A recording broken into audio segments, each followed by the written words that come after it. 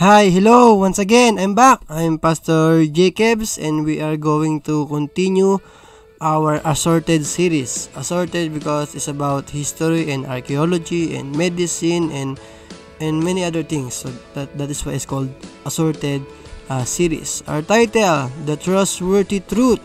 The Bible is the truth which is worthy of your trust. Mapagkakatiwalaang katotohanan. So I want you to have faith and believe that God's word is true. The word of God is real. The Bible is scientifically, historically accurate. Okay, so we have 4 videos right here divided into 4 parts. Let us recap. Part 1, 2 days ago, the 5 prophecies that prove the Bible. 5 predictions that was fulfilled, that came to pass, that came true, and it validate, it confirm, it prove the Bible that is true. Part 2, last time, yesterday, 9 discoveries that confirm the Bible. 9 archaeological artifacts that was digged by archaeologists that confirm, validate, prove the Bible that is true. If you still haven't watched this, go watch it right now. This is on YouTube, part 2. This time on part 3, okay, the 6 amazing scientific facts of the Bible. We are going to talk about it right now. 6 items. Number 1, the blood is the liquid of life. Humans have studied the blood and have seen its capabilities and importance in life. Right now, in the modern age, in the 21st century. But 200 years ago, in the 19th and 18th centuries, they learned doctors, intelligent, smart doctors, believed 200 years ago that harmful vapors enter bloodstreams and cause sicknesses. So you are sick because you have a problem in your blood. So if you remove the blood, it will remove your sickness. So no blood, no sickness. No blood, no disease. So in order to remove the pain, remove the sickness, remove the disease, they thought that they should remove the blood. They didn't know yet that life is in the blood, that people would die if you remove the blood. So dying patients need blood donors. If you remove the blood, you will die. But they didn't know that yet in the 19th century, just 200 years ago. So doctors in the ancient world, 19th century, 200 years ago, they're literally bleeding their patients to death. Inuubos nila yung dugo ng kanilang mga pasyente. Some are calling this bloodletting. And some are putting leeches, mga linta, to suck the blood. Because they thought if you remove the blood, you would remove the sickness. But it is wrong. They killed their patients. Pinatay nila ang kanilang mga pasyente. Because if you remove the blood, the person would die. They didn't know just 200 years ago that life is in the blood.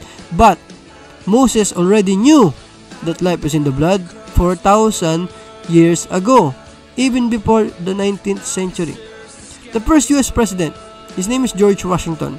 Search on Google, Wikipedia, on YouTube, on the internet, use Wi-Fi. How did George Washington die? True story. He had a flu, a fever, lagnat, sakit, nabinat siya. He came down with a cold and his doctors were called. 3 doctors in fact. Because in the ancient world, cameras were not invented yet. There was no photography yet. So they portrayed the pictures of presidents by painting, hand painting. So don't move, just stay there, stay put. Pinipainting ng painter yung mukha. Umulan, it rained. George Washington was soaking wet, nabasa siya. Hindi siya nagpalit, he didn't change his clothes. Siya ay nagkasakit, siya ay inubo, siya ay sinupon, common cold. He was coughing. But he did not change his clothes, so his wet clothes were dried. So he nagkaroon siya ng lagnat. He became sick. He had a fever. So he called 3 doctors. The first doctor said, "Oh, you're sick. You had a fever. Your neck and forehead is hot. So we need to extract your blood." So they extract his blood. Let's say 1 liter of blood. But he's still sick. George Washington did not become better. So his second doctor was called. He checked his temperature. "Oh, you're hot. You have a fever. You're sick. Let us drain your blood. For the second time, they drain again George Washington's blood, 2 liters now, and George Washington became pale, namutla siya. Namuti siya. He became thin. Nangayat siya, pumayat si George Washington. Hindi pa rin siya gumaling. He's still sick. So his third and final doctor were called and say, "Oh, you have a fever, you're hot. You have a flu. Let us remove your blood because the fever is in the blood. No blood, no fever." So the third doctor extracted, drained the blood of George Washington for the third time. These 3 intelligent, smart, learned doctors, they literally bled George Washington to death. And George Washington died, excuse me, on year 1799 on December 14. True story. 200 years ago, the medical society, the doctors, the nurses thought that if you remove the blood, you would remove the sickness and the disease. But it's wrong. It's not true. They killed their patients. This is just on the 19th century. But beyond 19th century, not just 200 years ago, but 4,000 years ago, Moses knew that life of the flesh is in the blood itself. Since the blood itself makes atonement through life that is in it, that's why the blood of Jesus cleansed us from all sin. God told the Israelis, that no person among you is to eat blood. Dinuguan, bawal yun. Vampire, they're drinking blood. Even the strangers, the foreigners who lives among you is not to eat blood. Why? If you want to eat a bird, if you hunted, if you are a hunter, if you want to eat it, you have to extract the blood and cover it with soil. Huwag sahurin ng planggana o timba, paagusin sa lupa, tabunan ng lupa, because life of any flesh is in the blood itself. Therefore, I'm saying to the Israelis, the blood of any flesh is not to be eaten. Kaya hindi tayo makain ng dinuguan. The life of any flesh is in its blood.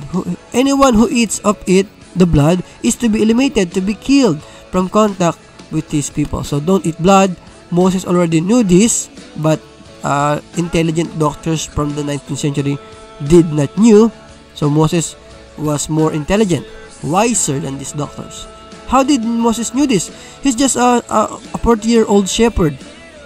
Siya lang ay isang pastol, tending the sheep. How did he knew this?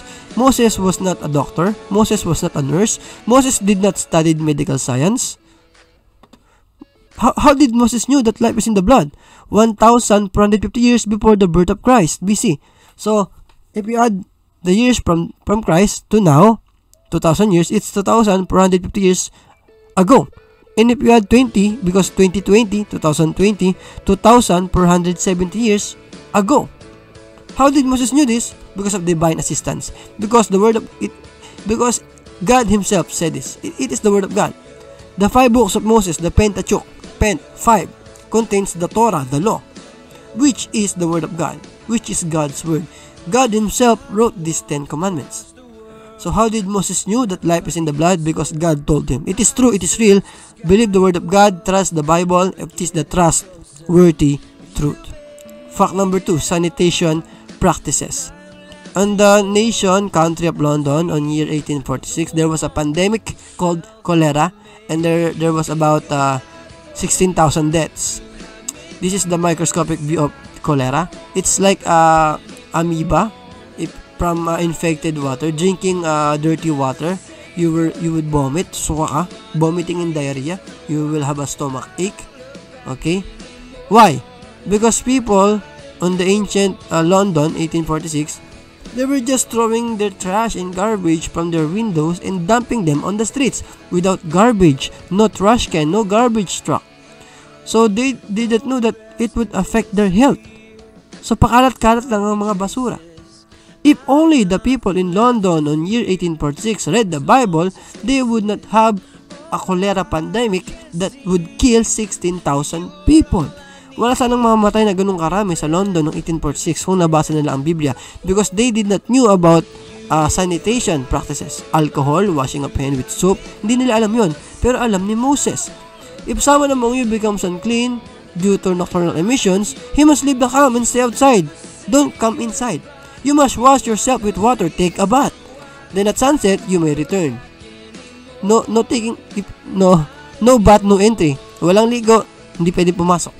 Ang gusto ng Diyos, mga mabango lang at naligo lang nasa loob. Choose a place outside the camper, a latrine, CR, comfort room, restroom, toilet. Not inside, but outside. Include a spade or a shovel, pala, among your equipment, weapons, sword, shield, spear, so that when you squat to relieve yourself, okay, to poop or to pee, you can dig a hole and then cover your excrement. This is poop, your waste, your tae, tabunan ng lupa. Why? For the Lord your God is on the move within your camp. God is visiting your camp. God doesn't want to smell any bad odor or step on a poop. He wanted your camp to be clean. Your camp must be holy, so that He will not see anything indecent or dirty among you and turn away from you. If God sees anything dirty, He will turn away. God hates dirtiness. God loves cleanliness. Okay? So, but people in ancient London in 1846, they had no sanitation practices. Garbage and trash are all over the place. That's why there was no cholera pandemic in Israel. Fact number 3. Okay, before we go to fact number 3, Moses knew this because the Bible is the trustworthy truth. The understanding of germs. Germs was discovered by a scientist named Louis Pasteur, who is a Christian. Germs was discovered by a Christian, a Bible-believing Christian, not by an atheist. Okay, the death rate in childbirth on year 1847 was 18%. Why? Because ancient doctors, before giving treatments on live patients, would perform autopsies on dead corpses, dead human bodies, as training and practice without sanitation, without sanitizing their hands, without washing their hands with soap, without alcohol. For observers right now, 2019, I preached this last year, and 2020, this year, that's terrible. This is terrible. They don't wash their hands. They would practice and train on a dead corpse, and they would perform on a live patient, on a laboring women in childbirth. They were unknowingly passing germs. They did not know that germs exist. So the idea of germ passing was a foreign idea in 1846. Okay? But the death rate in childbirth was became lesser from 18% to 2%. Why? Because hand washing was implemented. So they discovered a Christian believing a Bible believing Christian discovered germs, and they implemented washing of hands with soap and water and alcohol. So the death rate became lesser. Okay? But 2,000 years ago, or actually 4,000 years ago, Moses already knew about this. In Numbers, Old Testament, 3,500 years before the 1800s, beyond 300 years ago, 3,500 years before Moses wrote, "He who touches the dead body, a corpse of anyone, dead man, dead animal, shall be unclean for 1 week, 7 days. You will be dirty. You must purify yourself with water. Wash your hand, take a bath. But if you wash your hand, you will be clean. But if you does not purify himself with water, he will not be clean. He will be dirty." So the Bible has sanitation practices. That's why there was a brazen laver, because after the priest killed the sacrifice, the offering, the sacrifice lamb or goat or sheep, they have to wash their hands before they enter the tabernacle. How did Moses knew this? Moses was not a doctor or a nurse. Moses did not study medical science. But he knew this because the Word of God is the trustworthy truth. Fact number 4, ship engineering. God told Noah to build the ark with this length, width, and height. 300 cubits, 50 cubits, and 30 cubits. So, 30 by 5 by 3. Cubit is the length from the fingertip to the elbow. So, how long was Noah's cubit? We believe that Noah was a giant.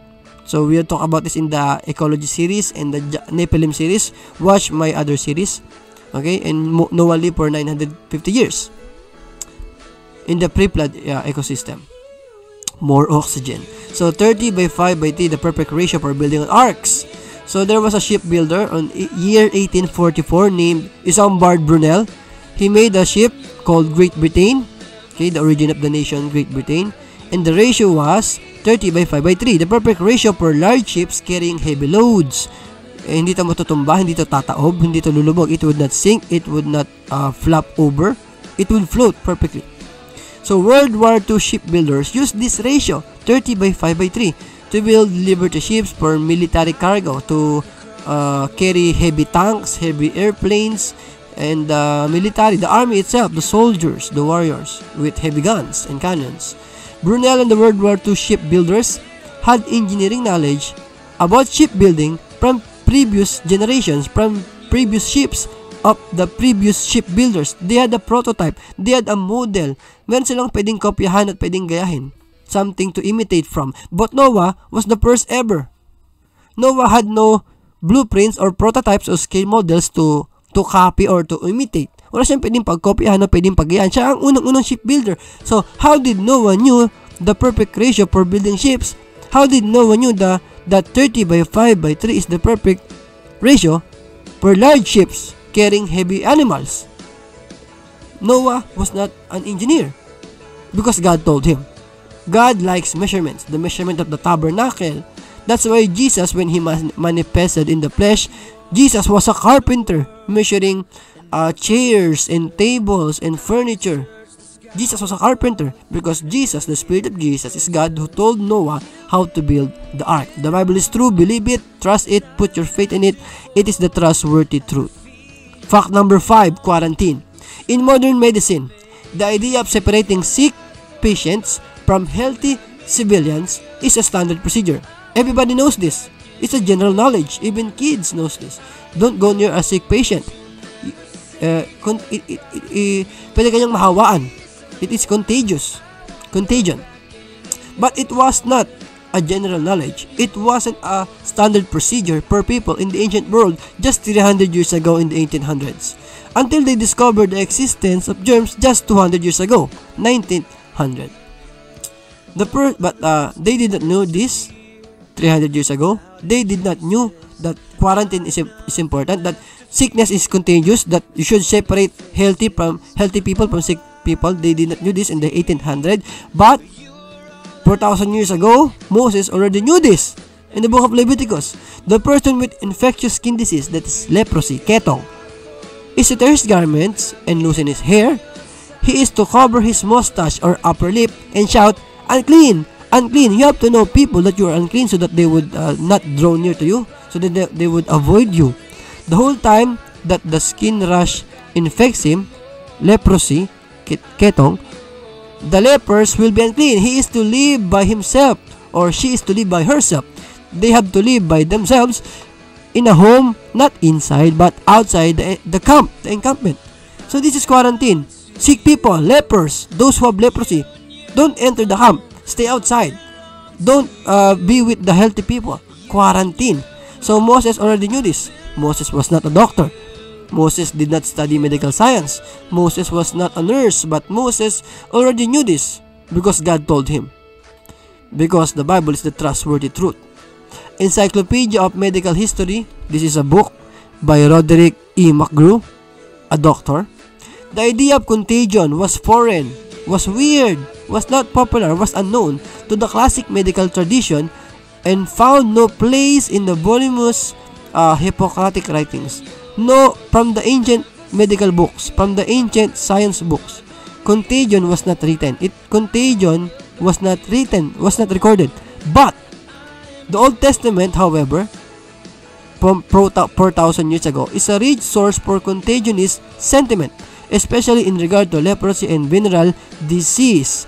So, old science books, all ancient medical books, has no record for contagion, but the Bible, the Old Testament, is a rich source for contagion, contagionist sentiment.